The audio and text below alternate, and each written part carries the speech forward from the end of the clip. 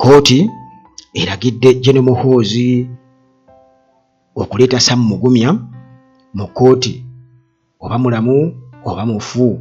Kati nno wano waliwo abamu ku bantu abagamba nti Muhoozi mumuleke, lwaki mumwogerako buli kaseera?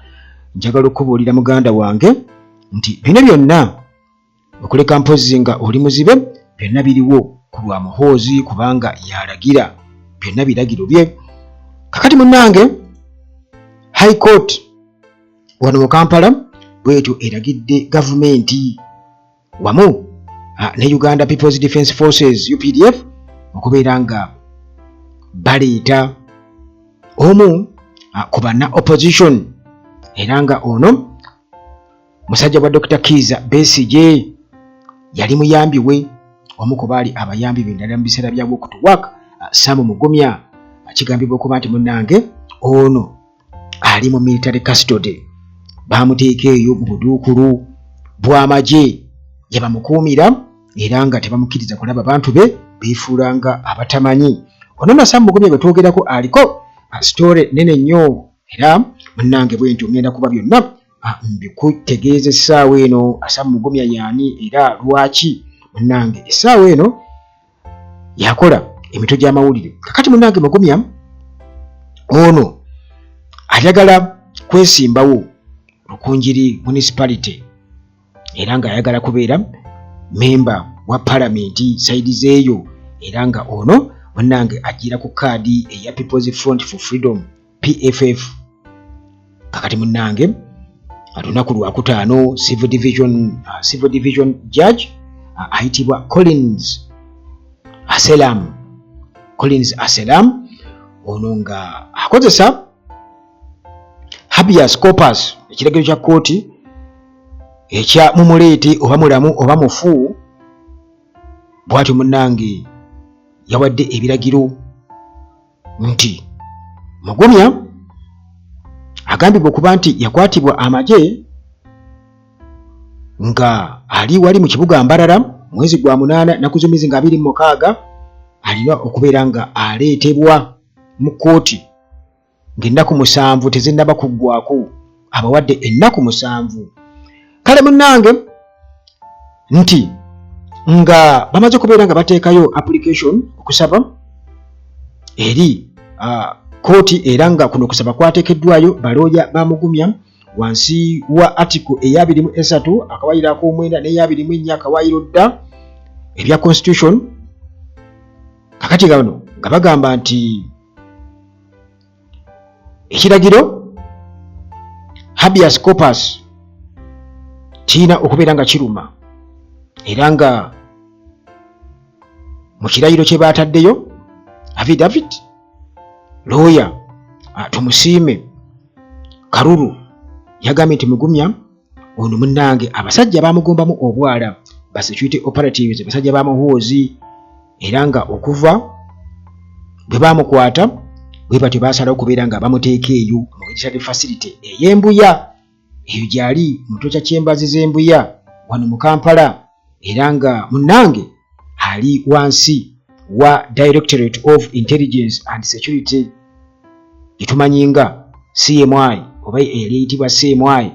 Kakati essaawa eno eyitibwa DIS. Kakati kooti bwetyo neeragira nga ebiragiro bino munnange biweebwa butereevu, ebbaluwa bwezityo zituukako mu ofiisi ya General Muhoozi Kaine Lugaba wamu ne Directorate of Intelligence and Security wamu ne Attorney General Kakuru wamu ne balooya Kato tumusiime nga bagamba nti munnange okwasa oba okukwata Mugumya ne bamuteeka mu military facility nga tebamutadde mu kooti kubeera nti bamusomera emisango.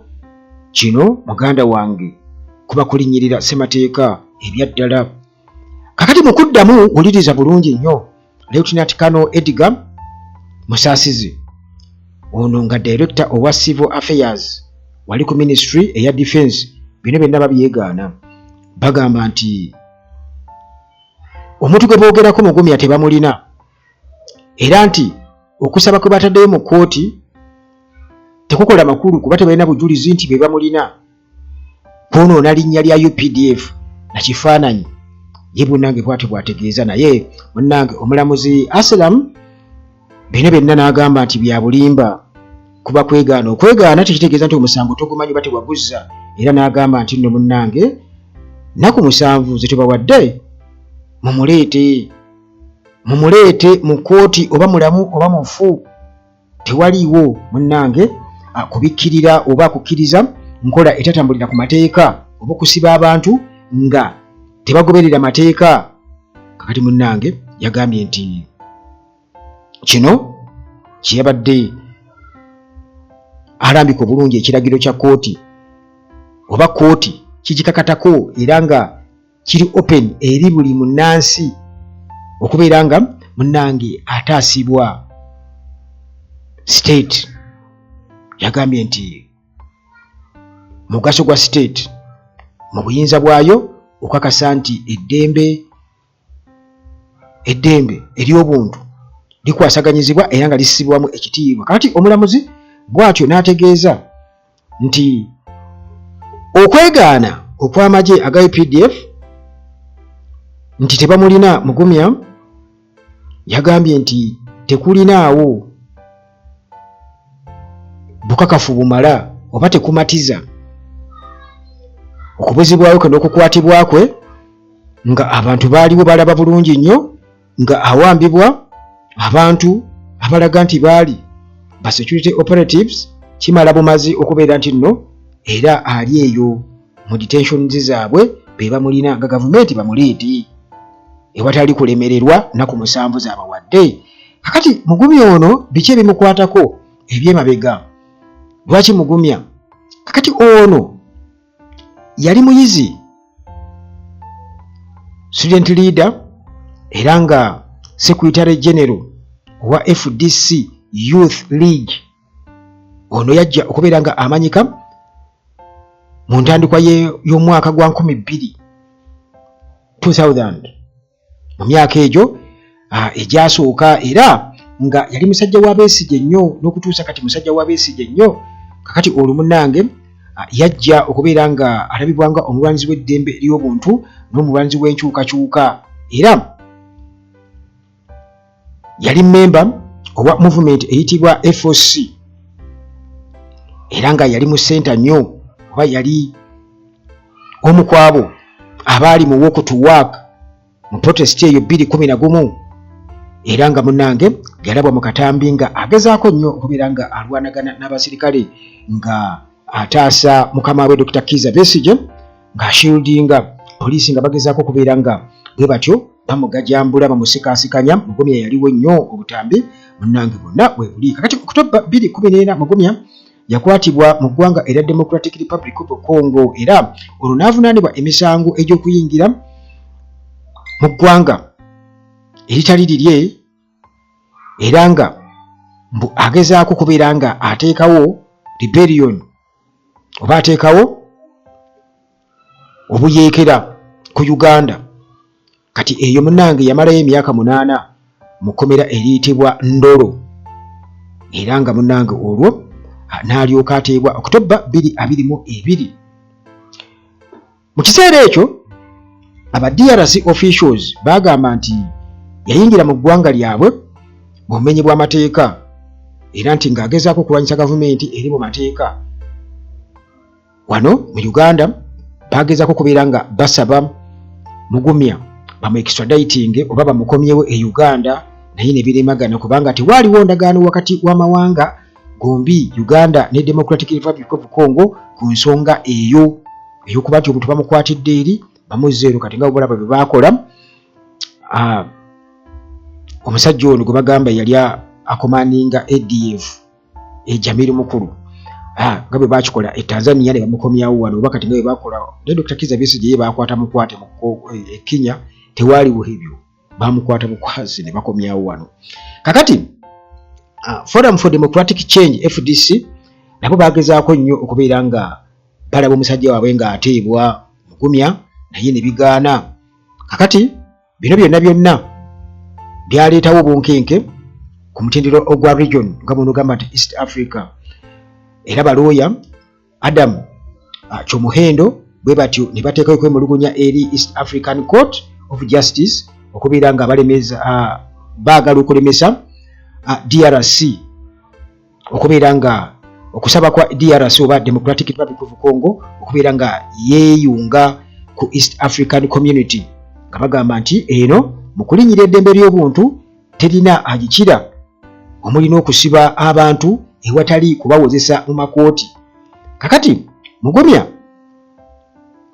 bw'atyo munnange ebbanga lyonna yayogerako nga omusajja nantameggwa era omugumu ennyo era alwanirira obwenkanya wamu n'eddembe ly'obuntu. Kale bw'atyo muganda wange era nga Dr. Kizza Besigye amulabanga omuntu gwatwalanga ekyokulabirako ebbanga lyonna, naye nga abantu bakyebuuza biki ebigenda mu maaso nti ddala bakyawamba abantu. Abamu bakiwakanya bagamba no tebakyawamba abantu kubanga nalabye wano nga ne waliwo omusajja bamuvubuka bamuyita Wanupu Bongoya yabadde amwogerako ayitibwa Bobby Giant. Bobby Giant kigambibwa okuba nti naye yawambiddwa. Bobby Giant mu National Unity Platform era ono nga foot soldier. Kakati David Lewis Rubongoya nga Secretary General wa NUP bw'atyo yatuwadde amawulire n'atugamba nti ono kigambibwa okuba nti yawambiddwa. Era nga ono abadde agezaako okubeera nga asaba Jinja City okubeera nga meeya naye teyayiseemu. Yabadde y'omu ku aspirants aba NUP nga basaba obwa meeya mu kibuga Jinja naye teyayiseemu. Kati Bobby Giant amanya ge Tasi Calvin Kasolo era nga ono nga bwe nkutegeezezza nti abadde ku flaga ya NUP newankubadde nga teyayiseemu naye yakkiriza okudda ebbali nti kituufu mu vetting teyasobodde kubeera nga ate atunulwamu, naye nga kigambibwa okuba nti munnange lunaku lwa 6 ku makya bw'atyo yawambiddwa. Era okusinza ku Rubongoya yagambye nti Rubongoya ku social media platform ye yagambye nti tukitegeddeko nti wabaddewo okuwamba okwa Bobby Young wali mu Kawempe mu ddakiika ezabadde ziseeka akatole ennyo lunaku lwa 6 bw'atyo n'agamba nti omusajja ono yabadde atambula era drone yabadde etambula ng'era neemugoberera bw'etyo neemukwata ne bamufoosibwa okubeera ng'agiyingira ne bavuga ne bamutwala mu kifo kitana kubeera nga kitegeerekeka. Mukyala we naye bw'atyo yakakasizza n'agamba nti bbaawe kituufu baamuwambye baamututte era n'agamba nti baamusanze atambula ne bamutwala ku Chieftaincy of Military Intelligence CMI. Isaawe ne takyali CMI DIS naye kati ffe tumanyi munnange CMI. Kakati munnange bw'atyo Rubongoya yatutegeeza nti babadde bategeezeddwako nti Bobby Giant yabadde awambiddwa mu bbanga ttono nnyo naku olw'omukaaga na ku mwezi nga 6 n'atwalibwa. Kale okuwamba abantu kukyaliwo newankubadde nga abantu abamu balowooza nti bano beewamba nti beewamba bwewambi baagala popularity, naye kati omuntu atakyalina gamba nti nno alina essuubi nti agenda kulondebwa 2026 ate lwaki yandibadde yeewamba kubanga twali batugamba nti ayiseemu kati yeewambye abantu bamutegeerere ddala. Naye kati ebyo munnange ng'era bwe batta abantu ne basaakaana edda mwetta mukola mutya mweyokya zipaasi bwe bityo bibiri, naye nga ekituufu kiri nti munnange bakyawamba abantu bakyabawambira ddala. Kale nga bwe nkutegeezezza nti ye Sam Mugumya mu kuwambibwa kwe ne bamutwala wali Embuya ne bamusiba ewatali kukkiriza abantu ne balooye bekubeera nga bamutuukirira.